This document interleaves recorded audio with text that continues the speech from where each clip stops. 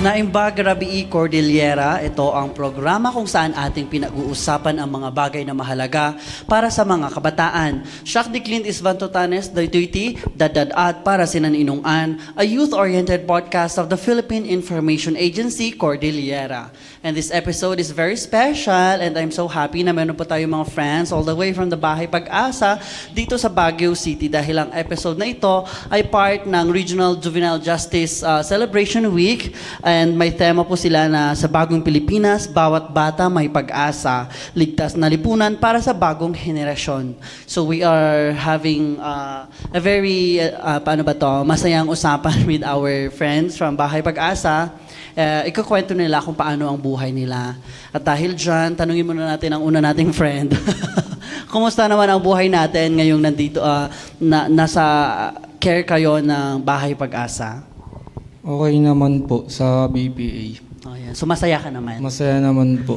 Ayan. So ikaw naman, friend 2. Kumusta ka naman? Okay rin naman po. Masaya po. Ayan. So ikaw, friend 3. Friend na lang yung tawag natin sa kanya. Okay lang din naman po, masaya naman po dun. Parang hindi naman kayo masaya. Maganda naman po dun. Don't be nervous, I got you. Ayan, so bago ang lahat, bago natin alamin kung paano ang buhay ninyo sa Bahay Pag-asa, kumustahin natin siguro ang kwento ninyo bago kayo naimbitahan na pumasok sa Bahay Pag-asa. Ikaw muna. Kumusta ang buhay mo bago ka pumasok sa Bahay Pag-asa? Bago po ako napasok sa Bahay Pag-asa po, ang ginagawa ko po sa labas po ay nagtatrabaho po para po sa aking pamilya sa asawa po. Ayan, so ikaw naman? Sa akin po, bago rin po ako mapasok sa Bahay Pag-asa, naging instrumento po ako ng Panginoon sa church namin. Ay, ang saya. So magkakaiba pala kayo ng background. So ikaw naman? Sa akin, pinilit ko mag-ipon para sa pag-aaral ko. Kasi hindi po natuloy. Ay, ayun. So, magkakaiba sa ang background lahat ng ating mga guests today. And we hope na sa Bahay Pag-asa nga ay nagkakaroon pa sila ng inspiration na ipagpatuloy ang kanilang mga pangarap sa buhay. So, kumustahin naman natin ang pagpasok mo sa Bahay Pag-asa. Nabigla ka ba na sinabihan ka na papasok ka sa Bahay Pag-asa? Ano yung feeling mo doon? Nabigla po ako nung una po. Pero nung naman po, ina-advisean po naman kami ng mga, yung head center po namin, saka po yung social worker po namin.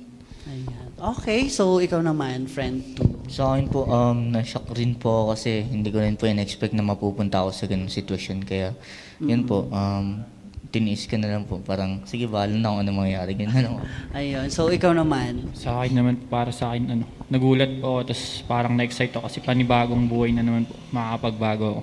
Kaya ko pong tapusin yung programa ko ng mag-isa ko. Ayun. So, gusto natin mga ganitong kwento. Ngayon, tanungin natin, ano ba ang mga iba't ibang mga activities na ginagawa nyo sa loob ng Bahay Pag-asa? Ikaw muna. Kala mo. Meron din po kami mga activities na una po sa lahat, yung livelihood namin, paggawa po namin ng pandesal, ganyan po. Ayun, masarap yung pandesal nila actually. Kaya bumili kami, di ba? Masarap, tapos very punong-puno ng laman. Oo, ayan. So ano pa yung mga ibang activities nyo sa Bahay Pag-asa? Mga instrument po. Tulad po ng ukulele, paggigitara po, ganun po. So may mga musical instruments din kayo Yes na po. piniplay. Ayan, so tinuturo naman yun sa inyo po. sa Bahay Pag-asa. Tinuturo po lahat yun. Ayan. So ikaw naman, ano Sa yung akin mga naman po, mga activities? outside activities po. Yung mga palaro nila pag wala pong mga violation yung bata, ganun. Masaya naman po, maraming mga activities. Livelihood, tapos mga paghapon po recreational, mga basketball, ganun. Tapos mga chessboard. Ayan, so napaka-diverse pala ng activities ng Bahay Pag-asa. May pagluluto, may musical instruments, tapos may mga sports, ganyan. So anong favorite ninyo na activity doon sa Bahay Pag-asa? So ikaw. Po, yung sa pagtatanim po ng mga gulay po, ganyan po. Okay, so tinuturuan din kayo magtanim or... Po, yung mga pitche, mga ganun po. Ayun, so yun ang pinaka-favorite mo. Bakit? Dahil may gulay, ganun. Okay. Maganda actually yung garden ng Bahay Pag-asa. Doon nung nag-visit kami, maraming flowers. magandang tumambay. Magandang tumambay. Pwede bang tumambay doon? O kasi gusto ko doon press ko yung hangin, ganyan. Ikaw naman, ano yung pinaka-favorite mo na activity ninyo doon sa Bahay Pag-asa? Sa akin pong favorite na activities ko po is yung sa instrumental po. Kasi mahilig po talaga ako sa gitara, ganyan yung kilele po. Mga music instruments po, mahilig po ako sa ganun. Ay, so marunong ka din kumanta? Opo, pag may gitara. Wow. Ayan, so paghandaan natin yan mamaya. Ikaw naman, anong pinaka-favorite na Sa part akin, mo? basketball. Ano? Basketball. Basketball. So, mahilig ka talaga sa mga sports, Sports po. ganyan. Ay, okay. So, sa Bahay Pag-asa naman, nag-aaral naman kayo doon. May mga, paano ba, tinuturuan kayo na magbasa, yung mga ganun na activities. Opo. Mga module po. Nagmo-module po kami ALS. So may module din kayo. So pagkatapos ng stay ninyo sa Bahay Pag-asa, gagraduate na kayo, ganon. Ayan. So excited naman kayong graduate. Opo. Excited po masyado. Bakit? Kasi alis na ganon. Mamimiss nyo si na ma'am. Ayan. Okay, so pumunta naman tayo siguro kung paano binago ng Bahay Pag-asa ang inyong mga buhay. Kung ano yung mga natutunan ninyo doon sa Bahay Pag-asa. Ikaw muna. Para sa akin po, marami pong natulong yung Bahay Pag-asa sa akin. Kasi akala ko po bago po ako, para sa akin po huli na yung lahat. Akala ko wala na pong pag-asang magbago. Pero nung napunta po ako doon, mas gawa ko yung isip ko na hindi pa huli yung lahat. May mga tao pa rin pong maniniwalang kaya namin magbago ang mga kabataan. Yun po. Ayan, ikaw naman. Sa akin po, ang mga natutunan ko sa Bahay Pag-asa is yung gardening po. Kasi sa labas po kasi hindi po ako mahilig sa gardening. Kasi taga-Cavite po ako. Tapos hindi po ako mahilig sa tanim-tanim, ganyan-ganyan. Ang nilalaro ko lang po talaga nun, skateboard, guitar, ganyan lang po. Kaya malaki din po ang naitulong sa akin ng Bahay Pag-asa kasi natuto po ako mag-garden dun. Ayan. Ikaw naman, anong mga natutunan mo sa Bahay Pag-asa? Sa akin naman po yung pakikisalamuha po sa mga residents po at pati na rin po sa mga staff. Kailangan po talaga po sa BPA may respeto, ngayon po. Ayan, so isa sa mga natutunan nyo sa Bahay Pag-asa, respeto. Ayan, so puntahan naman natin siguro ang mga pangarap ninyo sa buhay. Kung ano ang nakikita ninyo na future ninyo pagkatapos ng Bahay Pag-asa. Ikaw, ano ang nakikita mo or pangarap mo sa buhay pagkatapos ng Bahay Pag-asa? Sa akin po siguro, ang magiging future ko po siguro na nakikita ko is magiging panadero po ako. Magbebenta po ako ng pandesal. Ganyan. Kasi parang gusto ko na rin po i-apply sa buhay ko yun paglabas ko. Magluto na ako po ako pandesal hanggang sa makabenta-benta po. Ganyan po. Ayan, so tumutulong ka sa Bahay Pag-asa dun sa pagluluto nila. Opo. Actually, ako po talaga nagluto ng pandesal. Ay, dun sa- wow. Ang galing naman. Sana. Kasi hindi kami marunong magluto. Ganda lang yung ambag namin sa mundo. Ikaw naman, ano yung pangarap mo sa buhay? Sa akin po, pangarap ko talaga makapagtapos po. Tapos maiyawan ko yung pamilya ko sa buhay. Yun po yung pinakagusto. Kaya siguro paglabas ko, pagpapatuloy ko pa rin po. Kasi malaking, malaking pagkakataon na para matapos yung pag-aaral ko. Tinulungan po nila ako eh. Ayan. So, anong parang course na nakikita mo na kukunin mo? Para sa akin po, attorney. Ay, gusto mo maging attorney? Ay, gusto ko yan. Maganda yung ganyan na pangarap kasi malaki din ang tulong ng mga attorney sa buhay natin. Yan. Ikaw, anong magiging ano ka pala, baker, yan. So, ikaw naman. Pangarap ko po talagang makapagtapos din po sa pag-aaral. Para po pagdating ng panahon po, makahanap po ako ng magandang trabaho po. Ayun. So, sa mga siguro tulong na naibigay ng Bahay Pag-asa sa inyo, ano ang gusto ninyong sabihin sa Bahay Pag-asa? Sa akin naman po, ipagpatuloy pa po nila yung pagtutulong po sa mga kabataan po na papariwara po yung buhay at na pupunta po sa kanila. Ayun. So, ikaw naman. Sa akin po, wag po nilang itigil yung mga kabutihan na itinutulong nila para sa mga kabataang nag-aakalang wala ng pag-asa sa buhay. Para sa akin naman po, ipagpatuloy pa rin po nila yung pagtulong sa mga batang nawawalan na ng pag-asa sa buhay. Kasi marami pong mga kabataan sinasabi nila huli na yung lahat. Pero hindi pa po huli yung lahat. Meron pa rin po silang nagsasabing kaya namin. Andyan pa rin po sila, agapay sila hanggang dulo. Ayun, pumunta naman tayo siguro sa mensahe ninyo sa mga kapwa ninyo kabataan. Sa akin po, ang magiging mensahe ko lang sa mga kabataan ngayon is, kung meron man kayong mga nagawang pagkakamali o mga problemang ganyan, huwag kayong mawalan ng pag-asa. Andiyan ang Panginoon para sa atin, para gabayan tayo at itama yung mga landas na mali para sa atin. At magtiwala lang tayo sa sarili natin, matatapos din ang lahat ng ating mga problema. Ayun, napakaganda ng sinabi niya na we take our life siguro na nandito ang Panginoon para gabayan tayo sa buhay. And nandito na nga ang Bahay Pag-asa, and isa sa mga activities ng Bahay Pag-asa ay ang pagbibigay ng mga recollection na ganito para matulungan ang ating mga kabataan, mga children in conflict with the law. So si Friend 3 naman. Para sa akin naman po, sa po, wag po silang susuko kasi hindi pa naman po yung lahat para sa aming mga kabataan. Pare-parehas naman po kaming nangarap ng matas, kaso yung iba nga lang po nalaglag. Pero hindi pa naman po yung lahat. Marami pa rin pong mga taong magiging hagdan natin para maabot yung pangarap natin. Tsaka hindi po tayo papabayaan ng BPA kung saling mapunta tayo doon, iabot pa rin nila yung pangarap natin. Ayun, so napaka-importante yung suporta na binibigay din ng Bahay Pag-asa para maabot na nga ng mga kabataan ang kanilang pangarap sa buhay. So ikaw naman. Sa akin naman po, unang-una po sa lahat, lagi po nilang pakinggan lahat po ng sasabihin ng kanilang mga magulang. Para din po kasi sa kanila yun. At saka, para din po sa pangarap po nila yung mga sinasabi po ng magulang po nila. Ayan, so sinabi niya yung suporta din ay binibigay ng mga magulang. Malaki din talaga ang role ng mga magulang dahil sila ang unang nakakakita sa ating mga kabataan, yung mga pamilya nila. So kailangan din i-empower natin ang ating mga magulang para mabigyan nila ng tamang suporta ang ating mga kabataan. So ngayon, excited na ba kayo na lalabas kayo sa Bahay Pag-asa? May mga schedules ba kayo kung kailan babalik na kayo sa community? Opo, pag natapos na po yung program mo. Ay, okay. So, lahat-lahat ba kayo sabay-sabay? Ganyan? Nakadepende po sa Depende program. Po sa program po. Sitwasyon mo. So may mga 6 Performance months, may mga ganyan ba? May mga 6 months, 6 months, may lagpas 6 months po, ganyan. May mas napapaaga pa po sa 6 months. Ganun po. So, depende kung ano yung behavior ninyo, ganyan. Kung mabait ka, gano'n. Lalabas Basta ka. maayos po yung program mo, makakalabas ka po ng mas maaga po. Ay, okay. So, parang ilang ka na ba?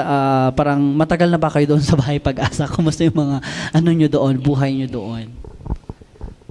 Okay naman po yung mga buhay po namin. May mga naging friends na ba kayo doon sa loob ng Bahay Pag-asa? Marami naman na po. Marami na rin Marami po. po. Halos lahat na po kami magpo-friends na po eh.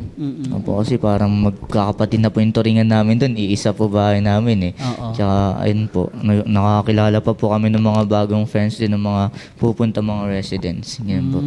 So, binibisita naman kayo ng mga friends ninyo, mga parents, gano'n? Magulang lang po, tas family lang pwede. Kasi Hindi ba? Mga relatives lang po Mga talaga. relatives lang talaga. Ayan. So, happy naman kayo pag binibisita kayo ng yung mga parents. Ganon. Sobra po. Sobra.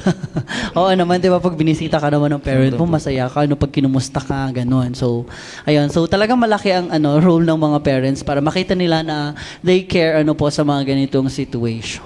Ayan. So, paano ba yung pang-araw-araw na buhay nyo doon sa Bahay Pag-asa? Like, gigising kayo ng umaga? Ano yung mga ginagawa ninyo? Gigising po kami ng umaga, mag-exercise po kami. Tapos pagkatapos po ng exercise, kakain na po ng pang-umagahan. Tapos pagkatapos po ng umagahan, gagawin na po namin yung mga chores po namin. Tapos pagkatapos po ng chores po namin, maliligo na po kami. Ayan, ikaw naman, may mga specific ba kayo na chores ganyan sa Bahay Pag-asa? Opo, meron po. May mga iba't ibang church naman po kami doon. Tapos yun, meron din pong mga tagalinis ng conference, naglilinis sa roadside, ganyan sa outside, sa backyard. Marami pa po. Sa'yo naman, ano yung mga naging chores mo sa Bahay Pag-asa? Paulit-ulit. Alternate naman po sa aming lahat, umiikot po yung choices. So nasusubukan nyo lahat? Po, kada 15 days po. Okay. So, may mga nagluluto, ganyan. Para matuto rin po yung ibang bata. Okay. So, lahat kayo, nasusubukan ninyo yung iba't ibang mga chores doon sa Bahay Pag-asa. Opo. Ayan. So, nakakatulong naman ito sa inyo bilang isang tao, ganyan na may natutunan kayo ng mga chores, ganyan. Malaking tulong po sa amin yun. Ikaw naman. Ano po? Tulong ba? Opo, malaking tulong po sa amin yun kasi yung mga hindi po namin nagagawa sa labas, nagagawa na po namin sa bahay pag-asa. Natuto na po kami talaga din. Malaki po yung natulong sa akin yun kasi sa amin hindi ko ginagawa yun. Talagang tamad po akong bata nun. Pero simula po nung napunta ako doon, mas sinipagan ko po. Kasi para sa akin, hindi naman po yung matututunan ko, hindi naman po ibang tao yung pupulot nun. Ako pa rin.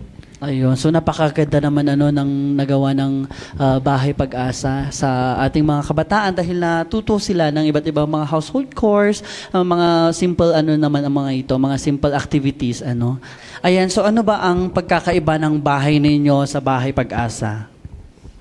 O ikaw muna. Para sa akin po yung pinagkaiba po sa bahay namin tsaka sa bahay pag-asa. Sa akin po kasi noon napapabayaan po talaga ako ng mga pamilya ko. Tapos nung napunta po ako sa bahay pag-asa, doon ko na rin po nahanap yung turing ng kapatid na totoo. Kasi tulungan po talaga kami sa bahay pag-asa, ilan patas. Pag may naaragabyado pong isa, tutulungan namin. Give and take lang naman po pag andun sa center Ayan, so natututunan nyo din ang essence of brotherhood. Opo. Ayan, so importante yan kasi kailangan talaga natin ng mga tao na pwede nating sandalan in times of pag nangangailangan tayo, yung mga ganun. Opo. Ayun, so sa'yo naman, ano yung pagkakaiba ng Bahay Pag-asa doon sa dating mong inistehan or doon sa bahay ninyo? Sa akin po ang pinagkakaiba ng bahay pag-asa at sa bahay po namin is sa bahay pag-asa po kasi meron kang peaceful doon. Kailangan meron kang peace na matatagpuan doon. Makakapag-isip-isip ka po kung anong plano mo sa buhay, ganyan. Kasi po sa labas talagang wala Siyempre sa Cavite magulo po talaga doon, ganyan-ganyan, ingay-ingay. Doon po sa bahay pag-asa, doon po naging tahimik yung mundo ko. Kaya nakapag-isip-isip din po kung anong plano ko sa buhay pagdating ng araw. Ayan, so maganda pala ang Bahay Pag-asa. Baka gusto nyo bumisita. Baka gusto nyo magstay doon. Ayan, so ikaw naman, kumusta naman anong pagkakaiba ng bahay ninyo doon sa Bahay Pag-asa? Ang pagkakaiba naman po sa bahay pag-asa po. Maganda naman po yung po nila dun. Lagi po marami po kaming natutunan dun. Ayan. So, 'di ba nasabi niyo na binibisita kayo ng mga pamilya ninyo. Pero paano yung pakiramdam ninyo na malayo kayo doon nga sa mga pamilya ninyo?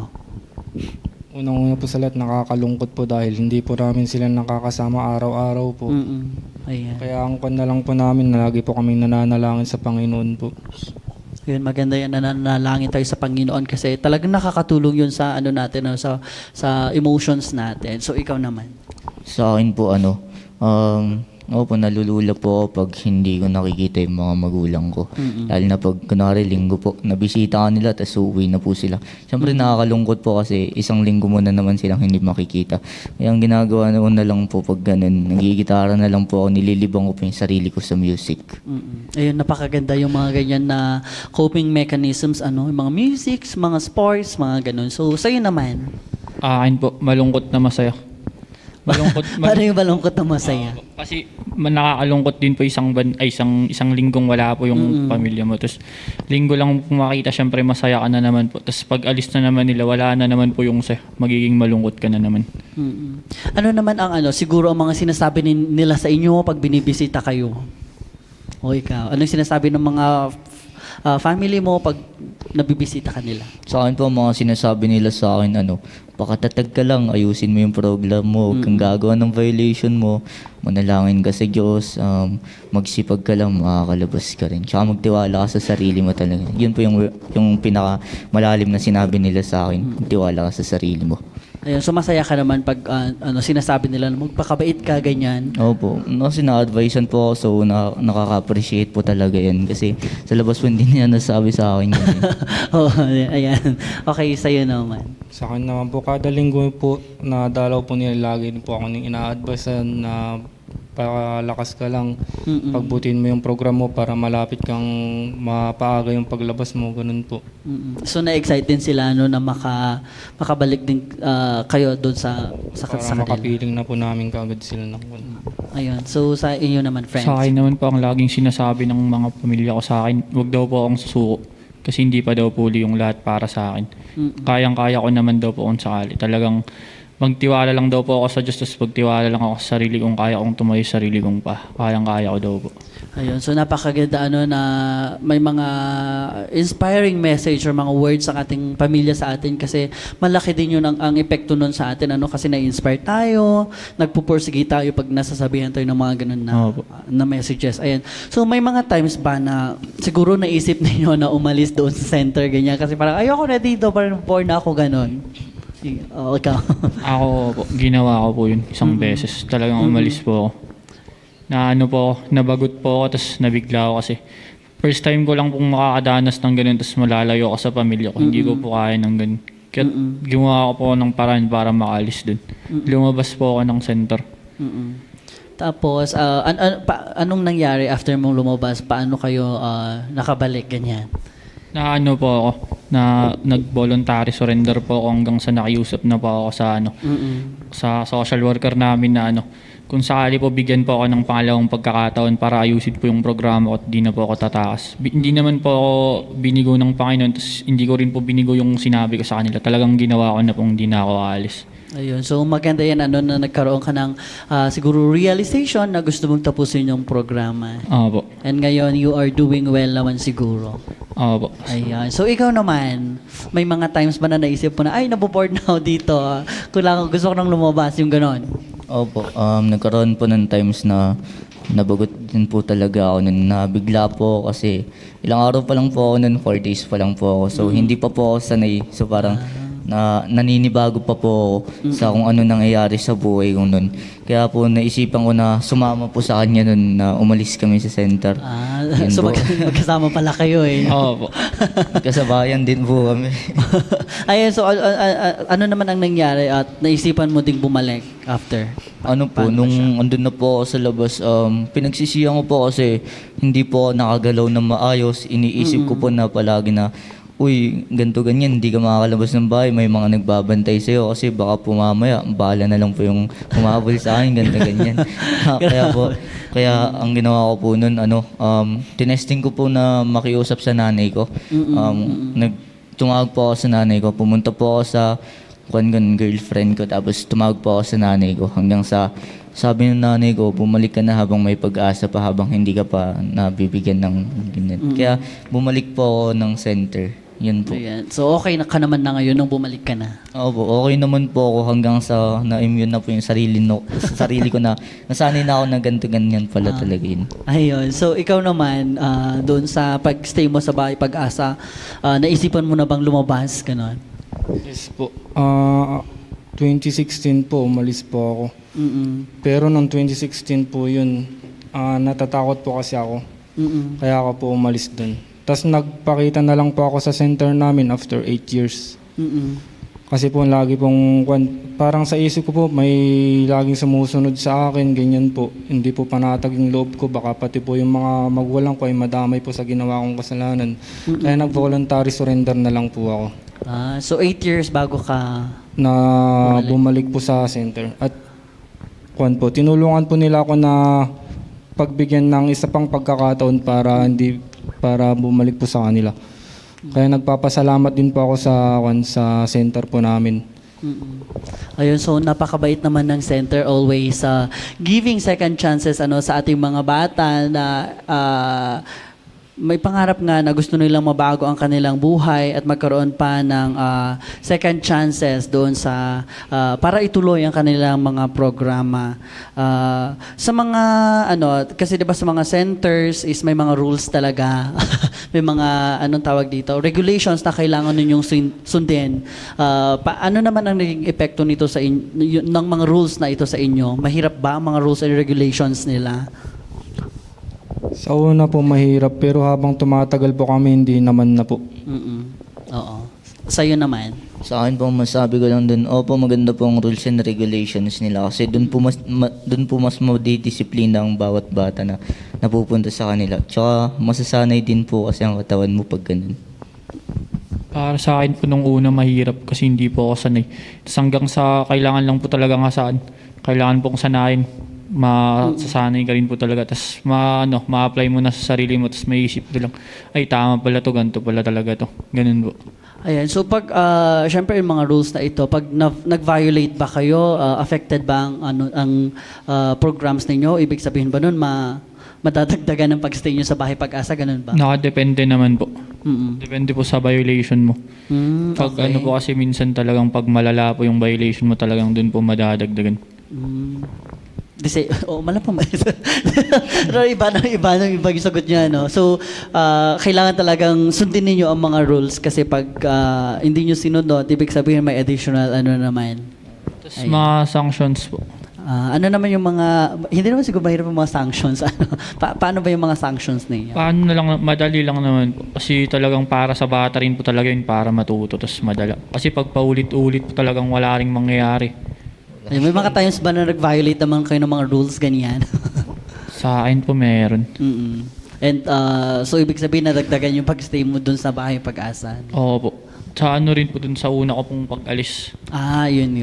Oo po. Tapos sa ano po, sa mga ano na po sa loob ng center. Violation po sa loob ng center. Nagkaroon din po ako dun. Ayan, so ikaw naman, may mga, aside from doon sa magkasama kayong lumabas, lumabas talaga, as a friend, lumabas kayo, ganyan. May mga iba pa pang siguro mga naging violations na ginawa mo doon, kaya naragdagan ang mga stay mo doon sa bahay pag-asa. Opo, meron po. Okay lang naman pag hindi ka comfortable naman na i-share. Okay lang Sige. naman yun. So ikaw naman, violation, 8 years yun so ano naman ang ganap mo nung mga 8 years na yon bago ka bumalik sa bahay pag-asa? Trabaho lang po. So, Trabaho pa ako sa Manila, ganyan po sa malalayong lugar po para hindi pa ako makita ng mga kon po. tapos bumalik ka dito sa Center po. Baguio. Kasi po, hindi pa ako makahanap ng kon po ng magagandang trabaho. Tulad po nang hindi pa ako makakuha ng mga ID, ganyan po. So kailangan mo na din talagang, so nag-push din sa'yo na tapusin talaga ang program ng Bahay Pag-asa. Ayan. So sa lahat ng mga activities na ito, I believe naman na talagang napupush kayo na magkaroon ng magandang pangarap sa buhay para sa hindi lang sa sarili ninyo kundi para din sa mga pamilya ninyo. Ayan. So, may mga additional questions. Nagtanong ko may additional questions Ayan, so syempre bilang parte din kayo ng mga kabataan, ganyan, mga bata pa naman kayo, tayo. Uy, bata pa naman ako, grabe kayo. Ano sa tingin ninyo ang mga nakikita na siguro challenges na kinakaharap ng mga kabataan ngayon? Para sa akin po, ang nakikita ko pong challenges na kinakaharap ng mga bata ngayon is yung pagkalayo sa magulang ng maaga. Yung pagiging rebelde ng isang bata ng maaga.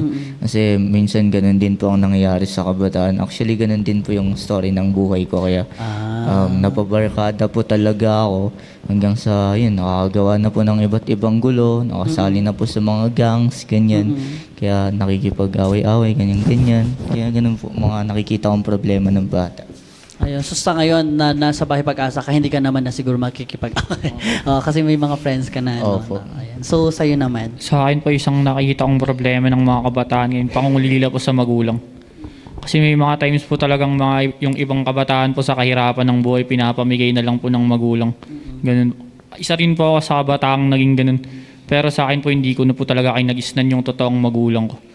Pero laking pasasalamat ko na rin po sa Panginoon kasi hindi naman po niya ako binigyan ng problema sa buhay na humango sa mga batang nasa lansangan talaga. Binigyan pa rin niya po ako ng magandang buhay. Ako lang po talaga yung napunta sa magulong buhay. So, ayun, medyo nakaka-touch pala yung mga stories ng mga buhay ninyo kasi ang role talaga ng family is malaki. It only means na kailangan talaga yung mga pamilya natin ay nandoon sa tabi ng mga bata para magabayan nila ng maayos ang kanilang mga anak, yung mga ganon. Opo. Ayun. So, sa'yo naman. Ayun naman po, problema po sa kabataan ngayon yung pag-iwalay din po ng mga parents niyan po. Kasi pag hindi po nakakasama ng isang bata, mas lalo pong nai-stress yung bata, pag hindi po nakakasama yung magulang niya. Ganun po. Ayun. So, dahil dyan, parang mga similar, yung mga kwento sa inyo na yung mga nakikita nyo na problema, paghihiwalay ng magulang, ganyan, kulang sa suporta yung mga magulang. Ano ngayon ang message niyo sa mga parents or sa mga magulang dito sa atin? Para sa akin po, mensahe ko lang din po sa mga magulang na huwag po nilang papabayaan yung mga anak nila kasi pagdating din naman po ng panahon, tutulungan pa rin po sila ng mga anak nila. Tsaka sila rin po yung magsisilbing tulay para maabot ng mga anak nila yung mga pangarap nila. Kaya hanggat maaga po, bigay pa rin po nila yung kaya nila. Ayun, so, sa'yo naman.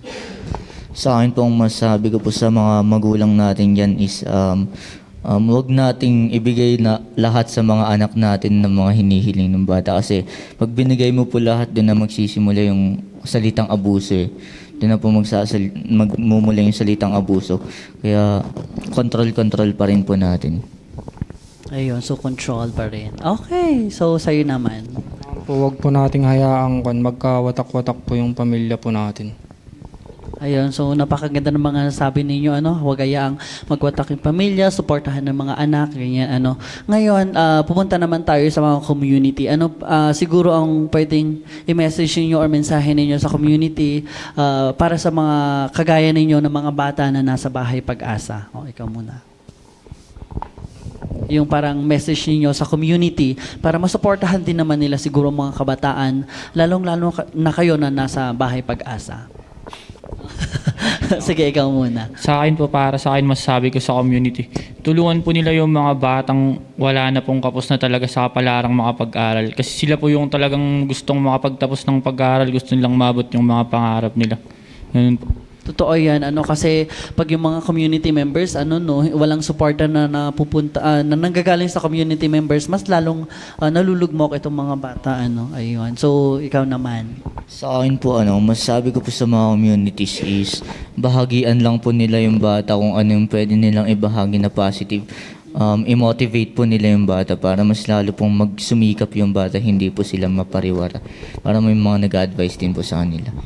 Ayun, maganda yung sinabi mo na positive things, mga kailangan lang siguro ng community maging mabait, lalong-lalo na sa mga kabataan kasi pa naman everyone is growing ganyan. So kailangan ng mas magandang makakita sila ng mga positive na examples, mga positive na influence para mas maganda yung daan na tatahakin nila. Ayan, so finally ikaw, friend. Ang sasabi ko naman po sa community po, pagsabihan pa po nila ng mas magandang gawain yung mga bata po.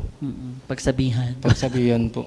Ayan. So, sa ngayon naman nakikita niyo sa sa community nga pala pag ma-integrate kayo sa community, hoping makita niyo na magkaroon pa ng mas magandang suporta ang community sa mga kabataan, sa mga nasa bahay pag-asa kasi minsan parang ang sama ng tingin nila sa mga bata na nasa bahay pag-asa, Hindi pa naman po yung lahat para sa mga kabataang kagaya namin. Tsaka hindi naman po pwedeng sabihin yung ganito na lang kami. Hindi naman po ang lahat. Kaya pa rin po namin pakitang mabait pa rin po kaming tao. Totoo yan. Kasi may pa naman kayo, bata pa kayo, marami pang mga chances na magbago ang lahat. O, diba? Ayun. So, pag umuwi kayo siguro sa mga pamilya ninyo, pag naka-integrate na kayo sa community, paano nyo ma-i-apply ang mga natutunan nyo sa center? Ayan, i-share nyo ba ito sa mga friends ninyo, sa family ninyo? Paano ba? Sa akin po, is unang-una kong kinakailangan pong hatakin ko yung mga barkada ko para sa kabayitan gagawin ko po talaga. Kasi isa rin po sa naging sa akin, kaya napunta ako sa BP, barkada po talaga. Na-influensyahan po ako ng barkada hanggang sa napagulo na po kami, nakakagawa na ng mga masasamang gawain. Tapos napunta po ako ng BP, pero isa lang din po tumatak sa isip ko. Pag nakagawa ka na po ng gulo, tapos nagka-problema ka na, wala na pong barkada. Pamilya po talaga ang unang lalapitan natin. Ayun, so maganda yan. Ikaw naman, paano ka magiging isang halimbawa pagbalik mo, magandang halimbawa pagbalik mo doon sa pamilya mo or sa community? Sa akin po, pag naging bahagi na rin po ako ng community, babahagian ko na po yung mga batang nangangailangan ng tulong kung ano yung mga tama at mali, papakita ko po sa kanila. I-share ko rin po ang naging buhay ko para maging magandang impluwensya po ako sa kanila. Ganun po. Ayun, so maganda yan, na maging inspirasyon ka sa mga kapwa mong kabataan. So ikaw naman. Po, hikayatin po sila ng maayos po. Para din po sa kanila po yung para mapaganda rin po yung takbo ng buhay po nila. Ayan, so we hope na after nga ninyong ma-integrate doon sa community ay magkaroon kayo ng napakagandang future and matulungan ninyo hindi lang siguro mga pamilya ninyo pero yung mga tao na nasa paligid ninyo. Ayan, so baka may mga pa tayo, may mga final message na gustong sabihin sa ating mga viewers. Hanggat maaari po, wag po nating pabayaan yung mga kabataan.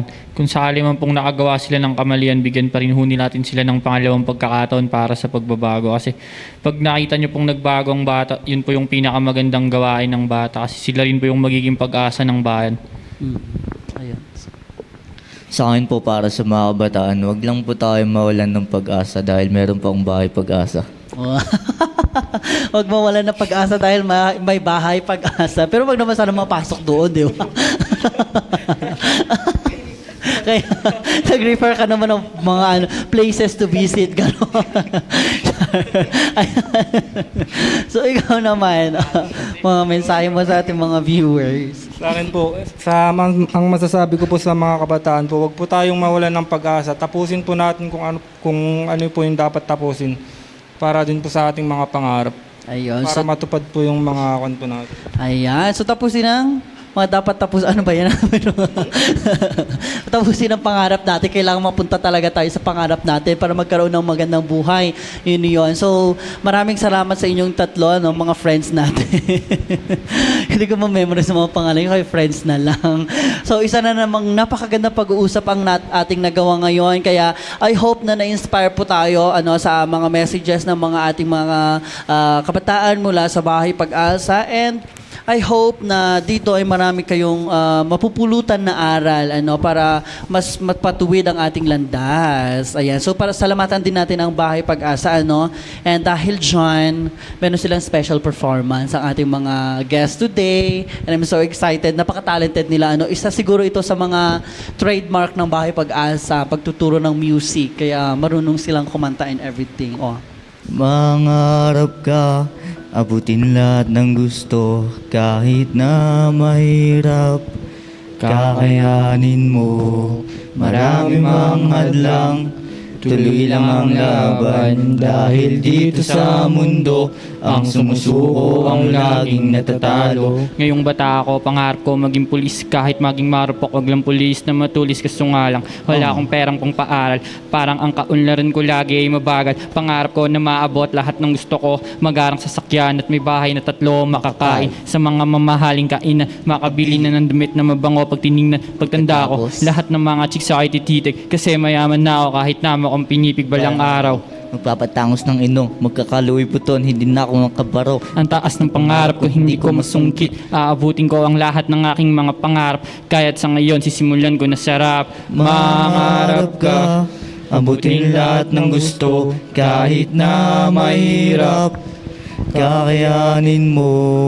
Marami mang hadlang, tuloy lang ang laban. Dahil dito sa mundo, ang sumusuko ang laging natatalo. Sa paglalakad ko marami ang nakaharang, mga pagsubok at hindi matukoy na kalaban. Ako'y bata pa lang, kapalaran nakalaro, parang kawayan at sa bagyo ay napakalayo. Kung susukatin ko ang oras, hindi ko sasayangin ng makukuha kong obas. Tuwing hawak ko ang lapis, parang aswang dun sa kapis. Ako ay nagsulat imbis na maglaro sa batis. Huwag kayong mag-alala, marami pang paraan. Alam kong marami tayong mga gutom na kabataan. Sabay-sabay natin baguhin ng guhit na kapalaran. Mangarap ka. Mangarap ka, abutin lahat ng gusto, kahit na mahirap, kakayanin mo. Marami mang hadlang, tuloy lang ang laban. Dahil dito sa mundo, ang sumusuko ang laging natatalo. Ating mga guests all the way from the Bahay Pag-asa. Napakaganda and I believe you're also preparing sa isang competition, sa upcoming competition. And good luck sa inyo. We hope na manalo kayo. Ipaglaban ninyo ang Bahay Pag-asa. Ayan, muli natin palakpakan ang ating mga friends. Ayan, so perfect. At dahil dyan, wag niyong kakalimutang i-like ang Bahay Pag-asa para makita din nyo ang mga iba't ibang activities nila doon at ang iba't ibang mga talento ng mga bata doon sa Bahay Pag-asa. That's Bahay Pag-asa, Baguio City. Tama po. Ayun. So, Hindi ko narinig. Basta Bahay Pag-asa. Oo, madali lang namang i-search. And of course, wag yung kakalimutan na i-follow and like ang page ng Philippine Information Agency Cordillera. Available po kami sa Facebook, meron din po kami sa TikTok, sa YouTube, sa Spotify, and sa X. Kaya naman, ang special episode na ito ay part pala ng ating celebration ng Juvenile Justice Week. And of course, patuloy pa rin ang pagbibigay ng gobyerno ng suporta sa lahat ng mga kabataan, pati na din sa mga children in conflict with the law. Kaya maraming salamat sa inyong laoy, maraming salamat sa inyong tatluan. Maraming salamat din po. So bye-bye! See you sa susunod na episode.